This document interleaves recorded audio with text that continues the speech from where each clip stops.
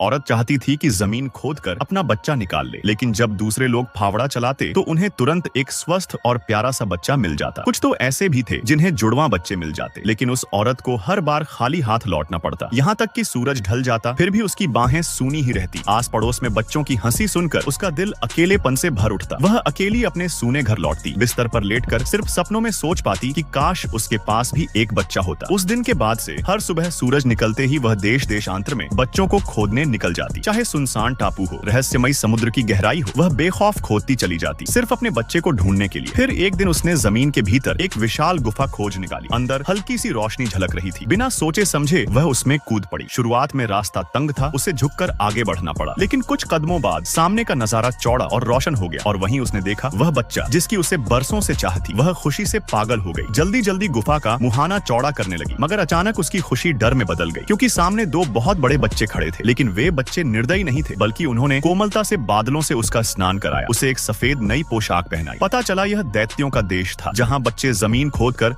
अपनी माँ ढूंढते हैं। उस दिन से वे बच्चे और औरत कभी अलग न हुए। बरसात में बच्चे उसके लिए छाता थामते, फुर्सत में सब मिलकर खिलौने बनाते, यहाँ तक कि आसमान में मछलियों की सवारी भी करते। भूख लगती तो साथ में दूध पीते, थक जाते तो साथ में सोते। जिंदगी मानो सपनों जैसी हो गई। लेकिन एक दिन एक रहस्यमयी परी अचानक प्रकट हुई। जब दोनों बड़े बच्चे सो रहे थे, वह चुपचाप औरत के पास आई, उसे जगाया और दूर के एक ठंडे सुनसान इलाके में ले गई। परी ने उसे अपनी गर्म मफलर दी, ताकि औरत ठंड से मर न जाए। काफी देर तक चलने के बाद उन्होंने एक चमकदार द्वार देखा। उस द्वार के नीचे वही दुनिया थी जहाँ औरत पहले रहती थी। परी ने इशारे से कहा, कूद जाओ, लेकिन औरत हिचकिचाई, क्योंकि उसे पता था वहाँ लौटना मतलब फिर अकेले घर जाना, अपने प्यारे बच्चों को छोड़कर। तभी परी ने उसका हाथ थाम लिया। क्षण भर में उसके मन में एक गर्मजोशी भरी झलक कौंधी। उसने भविष्य का अपना रूप देखा, जहाँ वह सचमुच अपने बच्चे को गोद में लिए थी। अब सब साफ हो गया। उसने परी को कसकर गले लगाया, साहस जुटाकर छलांग लगा दी। आसमान से गिरते हुए परी धीरे धीरे विलीन हो गई। अगले ही पल औरत अचानक बिस्तर से उठ बैठी। उसे समझ नहीं आया जो कुछ अभी हुआ वह सपना था या सच, लेकिन बिना देर किए वह दौड़ पड़ी उसी जगह जहाँ उसने सपने में अपना बच्चा खोदा था। क्या इस बार उसे सचमुच अपना बच्चा मिलेगा?